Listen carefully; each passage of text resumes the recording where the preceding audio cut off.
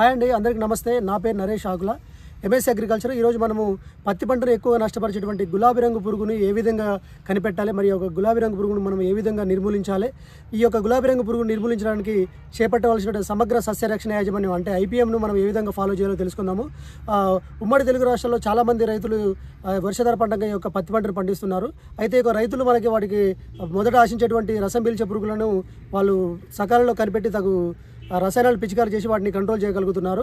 కాకపోతే ఈ యొక్క గులాబీ రంగు పురుగు అనేది ఈ యొక్క నష్టము రైతులకు మొదట కనిపెట్టలేరు కాబట్టి ఎక్కువ నష్టం వాటిల్లుతుంది. కాబట్టి ఈ రైతులందరూ కూడా ఈ యొక్క గులాబీ రంగు పురుగు గురించి ఎక్కువ అప్రమత్తంగా ఉండాలి. గత 2-3 సంవత్సరాల నుంచి యొక్క గులాబీ రంగు పురుగు అనేది బీటి ప్రతిలో సంవత్సరం పెరుగుకుంటూ ఎక్కువ నష్టాన్ని చేకూరుస్తుంది. కాబట్టి రైతులందరూ కూడా ఈ యొక్క వీడియోని స్కిప్ చేయకుండా చూసి ఏమి మేనేజ్మెంట్ ఉంటే మొత్తం కూడా ఫాలో కావాలని కోరుకుంటున్నాను. అయితే ఈ యొక్క గులాబీ రంగు పురుగు మొదట మనకి జరిగే నష్టం రైతులు కనిపెట్టలేరు. కాబట్టి ఎప్పుడైతే రైతులు పత్తి తీస్తుంటారో అప్పుడే ఒక పత్తి ఇరకపోయి రాకపోవడం వల్ల ఈ యొక్క గులాబీ రంగు పురుగు ఉందని చెప్పేసి రైతులు అప్పుడు పోయి రసాయనాలు తెచ్చి పిచికారి చేస్తుంటారు. ఈ విధంగా చేయడం వల్ల వాటిని సంపూర్ణంగా మనము నిర్మూలించలేము. అప్పటికే దాని యొక్క ఉధృతి అనేది మొదలై నష్టం కూడా పెరుగుతూ ఉంటుంది. కాబట్టి మొదటి నుంచి కనిపెట్టాల్సిన అవసరం ఎంతైనా ఉంది. మనకి ఈ యొక్క పంటకు నష్టపరిచే గులాబీ రంగు పురుగు గురించి తెలుసుకోవాల్సిన అవసరం ఎంతైనా ఉంది. ఈ యొక్క గులాబీ రంగు పురుగు ఏ విధంగా నష్టపరుస్తుంది అనేది ముందుగా తెలుసుకుందాము. గులాబీ రంగు పురుగులో మనకి రెక్కల పురుగు దశ, గుడ్డు దశ, లార్వా దశ, అదేవిధంగా ప్యూపా దశ అనేవి ఉంటూ ఉంటాయి. సో ఈ అన్ని దశల్లో మనము రైతులైన వాళ్ళు అన్ని దశల్లో ఒక సమగ్ర యాజమాన్యం చేపట్టి వాటిని నిర్మూలిస్తేనే మనం ఈ యొక్క పత్తిలో దీన్ని సంపూర్ణంగా నిర్మూలించి ఈ యొక్క పత్తి దిగుబడులు తీసుకోవడానికి అవకాశం ఉంది. మొదటగా వచ్చేసి ఆడరెక్కల పురుగు మొగరెక్క పురుగుతో జతకట్టిన తర్వాతకి ఒక తల్లి రెక్కల పురుగు అనేది లేత ఆకుల మీద, పూమొగ్గల మీద, అదేవిధంగా లేత కాయల మీద సుమారు 100 నుంచి 250 వరకు గుడ్లను విడివిడిగా లేదా గుంపుగా పెడుతూ ఉంటుంది. సో ఈ యొక్క రెక్కల పురుగు దశ అనేది మనకి 4 నుంచి 8 రోజులు ఉంటుంది. అంటే ఈ యొక్క రెక్కల పురుగు దశలో ఓన్లీ గుడ్లు మాత్రమే పెడుతూ ఉంటుంది. తర్వాతకి ఒక 4-5 రోజులు, అంటే ఒక గుడ్డు దశ వచ్చేసి 4-5 రోజులు ఉంటుంది. ఈ 4-5 రోజులు గుడ్లు పొగబడిన తర్వాతకి దాంట్లో నుంచి లార్వాలు బయటకు వచ్చేసి మనకి లేత పూమొగ్గల్ని, కాయల్ని, చిన్న కాయల్ని ఆశించి కంటికి కనపడని చిన్న రంధ్రాలు చేసి లోపలికి వెళ్తూ ఉంటుందన్నమాట. సో ఈ విధంగా లోపలికి వెళ్ళి దాని యొక్క జీవిత చక్రం మొత్తం కూడా లోపట్లోనే తింటూ గడుపుతుంది. కాబట్టి రైతులు దీని యొక్క నష్టాన్ని కనిపెట్టలేరు. పూమొగ్గలు నాశించినటువంటి లార్వాలు లోపల పదార్థాలు తినడం వలన ఈ యొక్క పుష్పాలు అనేవి విచ్చుకోకుండా గులాబీ పూలు మాదిరిగా మారిపోతుంటాయి. వీటిని మనము గుడ్డి పూలు అంటుంటాము. అదేవిధంగా ఈ యొక్క అభివృద్ధి చెందినటువంటి పుష్పాలను ఆశించి దీంట్లో ఉన్నటువంటి అండాశయాలు కానీ లేకపోతే పుప్పొడులు కానీ తినడం వలన ఈ యొక్క పువ్వులు, పూమొగ్గలు అనేవి రాలిపోతూ ఉంటాయి. అదేవిధంగా లేత కాయల్ని ఆశించి ఈ యొక్క కాయలను ఆశించేటువంటి లార్వాలు లోపల ఉన్నటువంటి గింజల్ని తినడం వలన ఈ యొక్క కాయ అనేది రాలిపోవడం కానీ లేకపోతే ఈ యొక్క కాయ పరిమాణము పెరగకపోవడం, లేదా ఈ యొక్క కాయ అనేది పగలక గుడ్డి కాయలుగా ఏర్పడి రాలిపోతూ ఉంటాయి. సో అదేవిధంగా ఈ యొక్క కాయలను ఆశించడం వలన ఈ యొక్క దూది ఒక నాణ్యత, బరువు తగ్గిపోయి దిగుబడులు కూడా తగ్గుతూ ఉంటాయి. ఈ యొక్క లార్వా అనేది 10 నుంచి 16 రోజులు ఉంటుంది. తర్వాతకి ఈ యొక్క లైఫ్ సైకిల్ మొత్తం కూడా దీంట్లో ఉంటుంది. కాబట్టి ఈ తర్వాతకి ఇది ప్యూపాగా అభివృద్ధి చెందుతుంటుంది. ఈ ప్యూపా వచ్చేసి 9 రోజుల వరకు గడువు ఉంటుంది. ఈ 9 రోజుల తర్వాత మళ్ళీ రెక్కల పురుగు దశగా బయటకు వస్తుంది. సో ఈ విధంగా దీని యొక్క జీవిత చక్రాన్ని మొత్తం కూడా 25 రోజుల నుంచి 35 రోజుల్లో కంప్లీట్ చేసుకుంటూ ఎక్కువగా వృద్ధి చెందుతూ ఉంటుంది. కాబట్టి రైతులందరూ కూడా దీన్ని మనము మొదట కనిపెట్టి తగు సస్యరక్షణ చర్యలు చేపట్టాల్సిన అవసరము ఎంతైనా ఉంది. మొదటగా ఈ గులాబీ రంగు పురుగులను మనము గుర్తించడానికి కోసము పత్తి విత్తిన 45 రోజుల్లో మనము ఎకరానికి 4 లింగాకర్షక బుట్టలు పెట్టుకోవాల్సి ఉంటుంది. సో ఇది లింగాకర్షక బుట్ట, ఇది మామూలుగా 2 విధాలుగా విడి ఉంటుంది. సో ఇది ఫనల్, ఇది లిడ్. సో ఇది వచ్చేసి మనకి ల్యూరు. ఇది ఒక గులాబీ రంగు పురుగు సంబంధించినటువంటి ల్యూరు. ఈ లూర్ని ఇక్కడ పెట్టుకొని దీనికి ఇక్కడ కింద కూడా కట్టేసి దీనికి కొద్దిగా హైట్లో ఇక్కడ మనం కట్టేసుకొని ఎకరానికి 4 ర్యాండమ్గా మొత్తం కూడా పెట్టుకోవాలి. సో ఈ ల్యూర్ అనేది ఆడరెక్కల గులాబీ రంగు పురుగు వాసన కలిగి ఉండడం వలన ఇక్కడ ఉన్నటువంటి మగరెక్కల పురుగులన్నింటినీ కూడా ఆకర్షించబడుతుంది. సో ఈ విధంగా ఆకర్షించినటువంటి మగరెక్కల పురుగులన్నీ కూడా ఇందులో పడిపోతాయి. కాబట్టి మనము గులాబీ రంగు పురుగు ఉందని, ఉధృతుందని తెలుసుకోవచ్చు. ఈ విధంగా పెట్టిన ఫెరోమోన్ ట్రాప్లలో మనము 3 రోజుల్లో కనుక 7-8 తల్లిరెక్క పురుగులు ఉన్నట్టయితే మనము ఈ యొక్క ఫీడ్లో మనకి గులాబీ రంగు పురుగు ఉధృతి అనేది తెలుసుకొని తగు సస్యరక్షణ చర్యలు చేసుకోవచ్చు. సో ఇక్కడ వచ్చేసి మనకి ఈ యొక్క ఫెరోమోన్ ట్రాప్స్ అనేది వ్యవసాయ అధికారులు కానివ్వండి, లేకపోతే ఈ దగ్గరలో ఉన్నటువంటి కృషి విజ్ఞాన కేంద్రాల్లో కూడా మనకి అందుబాటులో ఉంటాయి. ఇక్కడ మీరు సైంటిస్టులు కలిస్తే వాళ్ళు ఇక్కడ ఇస్తారు. దీనికి కాస్ట్ కూడా 50 రూపీస్ మాత్రమే ఉంటుంది. సో ఒకసారి మీరు ఈ ఫెరోమోన్ ట్రాప్ కాక కొన్నట్టయితే మనము దీన్ని ఎప్పుడు కూడా ఒక 2 సంవత్సరాల వరకు కూడా ఉంచుకోవచ్చు. ఈ యొక్క లింగాకర్షణ లేకుండా కూడా రైతులు తమ యొక్క ఫీల్డ్ యొక్క గులాబీ రంగు పురుగు ఉధృతి తెలుసుకోవచ్చు. రైతులందరూ కూడా ఫీల్డ్లోకి వచ్చేసి ర్యాండమ్గా ఫీల్డ్ మొత్తం తిరుగుతూ లేదా ఇన్వర్టెడ్ డబ్ల్యూ షేప్ ఆకారంలో తిరిగి మొత్తం యొక్క కాయలు మొత్తం కూడా సేకరించి వాటిని పలకొట్టి లోపల కనుక గమనించినట్టయితే దాంట్లో కనుక మనకి లార్వాలు కనిపెట్టినట్టయితే మనము ఈ యొక్క గులాబీ రంగు పురుగు ఉధృతి అనేది తెలుసుకోవచ్చు. ఇప్పటికే క్రాప్ అనేది చాలా రోజులు అంటే 70-90 రోజుల మధ్యకాలంలో ఉంది కాబట్టి రైతులు ఈ పద్ధతి పాటించి ఈ యొక్క గులాబీ రంగు పురుగు ఒక ఉనికిని కనిపెట్టవచ్చు. మనం 10 కాయలు కాక సేకరించి వాటిని పలకొట్టి చూస్తే దాంట్లో దాంట్లో కూడా ఒక లార్వా కనపడ్డా కూడా దీని యొక్క ఆర్థిక నష్టపరిమితి స్థాయి అనేది 10% ఉందని గమనించి సూచించినటువంటి కెమికల్ సజెస్ట్ చేయాలి. సో ఇప్పుడు వచ్చేసి నేను ఈ కెమికల్ కంటే ముందు మనము ఈ యొక్క పంట కాలంలో లేకపోతే పంట తీసుకున్న తర్వాతకి చేపట్టాల్సినటువంటి సమగ్ర సస్యరక్ష యాజమాన్యం గురించి నేను చెప్తాను. ఈ యొక్క దీన్ని నిర్మూలించడం కోసము ప్రతి 2 సంవత్సరాలకు ఒకసారి ఈ యొక్క పంట మార్పిడి అనేది ఖచ్చితంగా చేస్తూ ఉండాలి. తక్కువ కాల పరిమితి గల రకాలను ఎంచుకొని తగిన సమయంలో వాటిని మనము విత్తుకోవాల్సి ఉంటుంది. నాన్ బీటీ అంటే ఫిజియరియం సాగు చేయాల్సి ఉంటుంది. సో ఇప్పుడు ఫార్మర్స్ అందరూ కూడా ఫిజియం సాగు చేస్తున్నారు. ఎందుకంటే వాళ్ళకి తెలియకుండానే అది ఒక ఒరిజినల్ సీడ్లోనే కలిపేయడం కాబట్టి వాటిని కూడా ఇస్తారు. అయినా కూడా ఈ యొక్క బీటీ ఉధృతి అనేది ఎక్కువగా పెరిగిపోతుంది. అదేవిధంగా మొదటగా వచ్చేసి మనము పంట మొత్తం తిరిగి ఒక కనిపించినటువంటి గుడ్డి పిల్లలు మొత్తం ఏరవేయాలి. సో ఇంత ముందుగా చెప్పినట్టుగానే లింగాకర్షక బుట్టలు మనం ఎకరానికి 4 చెప్పినాము. ఈ యొక్క 4తో పాటు మనము ఎకరానికి 8 నుంచి 10 కనుక లింగాకర్షక బుట్టలు పెట్టినట్టయితే దీన్ని మాస్ ట్రాపింగ్ అంటాము.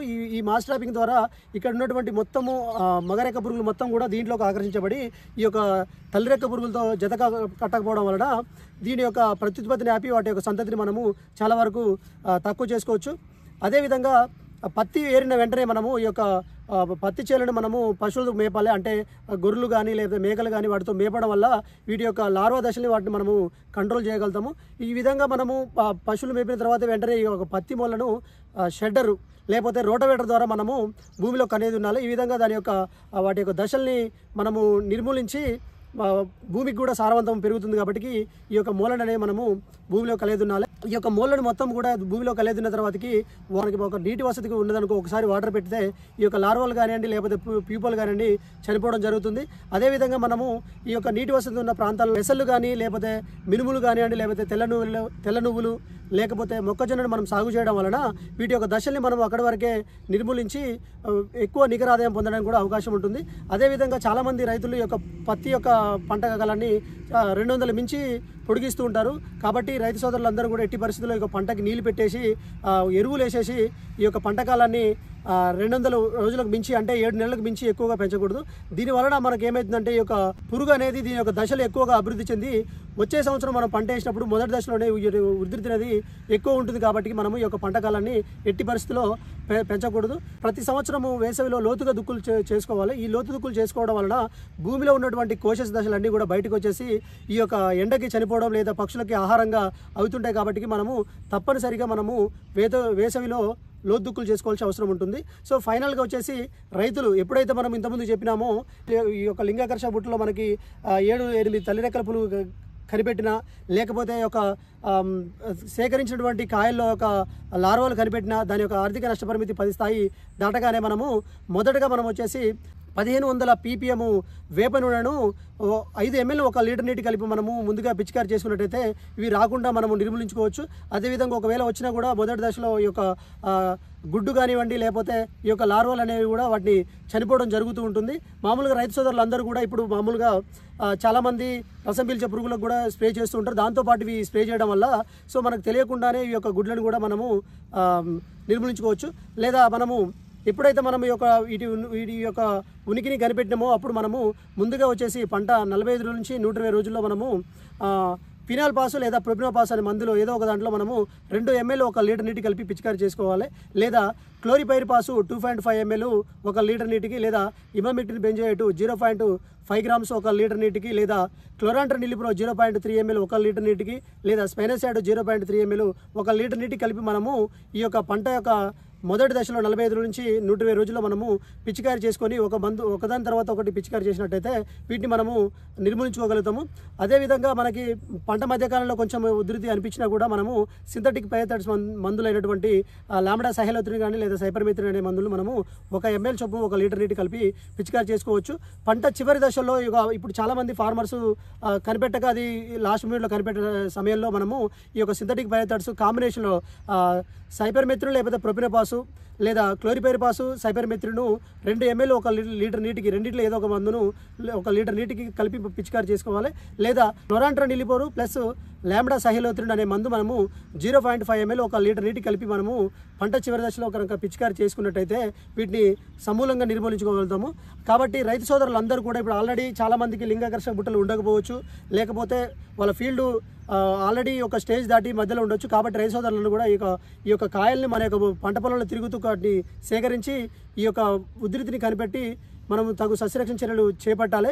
సో ఈ విధంగా మనము ఇప్పుడు చూపించినటువంటి సమగ్ర సస్యరక్షణ యాజమాన్య IPM ప్రాక్టీసులు మొదటి నుంచి కూడా పిచికారి చేసేంత వరకు వీటన్నిటిని కూడా మనం ఫాలో అయితేనే ఈ యొక్క గులాబీ రంగు పురుగులను మనము సమర్థవంతంగా నిర్మూలించుకొని మనకు దిగుబడులు పెరగడానికి అవకాశం ఉంటుంది. కాబట్టి రైతు సోదరులందరూ కూడా తప్పకుండా ఈ యొక్క IPM ప్రాక్టీస్ని ఫాలో అవ్వాలని కోరుకుంటూ, సో ఇప్పుడు చూసేటువంటి రైతులందరూ కూడా మీకు దగ్గరలో ఉన్నటువంటి లేదా తోటి రైతులకు కూడా ఈ యొక్క ఇన్ఫర్మేషన్ని షేర్ చేయాలని కోరుకుంటున్నాను.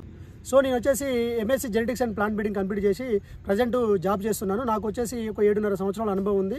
సో ఈ 7.5 సంవత్సరాల అనుభవంలో ఇక పత్తితో పాటు నేను వరి పొలం కానివ్వండి, వేరుశెనగ కానివ్వండి, మిర్చి కానివ్వండి, అదేవిధంగా కంది, పెసర, మినుములు, అదేవిధంగా వెజిటేబుల్ క్రాప్స్ మీద మంచి అనుభవం ఉంది. ఈ యొక్క 7.5 సంవత్సరాల్లో చాలామంది ఫీల్డ్స్కి వెళ్ళి వాళ్ళ యొక్క సమస్యలు అంటే వాళ్ళకి వచ్చే తెగులు, పురుగులకు సంబంధించినటువంటి వాటి మీద కూడా చాలామందికి నేను సజెస్ట్ చేశాను.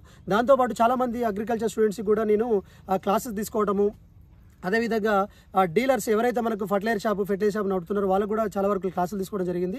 సో ఈ యొక్క ఇన్ఫర్మేషన్ అనేది నేను బేసిక్గా నేను వచ్చేసి ఓన్లీ ఈ యొక్క పురుగు అని కాకుండా కంప్లీట్గా అసలు అది ఏ విధంగా వస్తుంది, దాని యొక్క మోడ్ ఆఫ్ యాక్షన్ అంటే ఏ విధంగా నష్టపరుస్తుంది, దానికి చేపట్టవలసినటువంటి సమగ్ర సస్యరక్షణ అంటే ఓన్లీ కెమికలే కాకుండా మొత్తం ఇన్ఫర్మేషన్ చెప్తున్నారు. కాబట్టి ఇది కొత్తగా స్టార్ట్ చేసేటువంటి రైతులకు కానివ్వండి, లేకపోతే BSc అగ్రికల్చర్ చదివే స్టూడెంట్స్కి, అదేవిధంగా ఫర్టిలైజర్ షాప్ నడుపుతున్న, పెస్టిసైడ్స్ నడుపుతున్న డీలర్స్ కూడా ఎంతో ఉపయోగపడుతుంది. కాబట్టి అందరూ కూడా ఈ యొక్క యూట్యూబ్ ఛానల్ని ఫాలో కావాలని కోరుకుంటున్నాను. Thank you.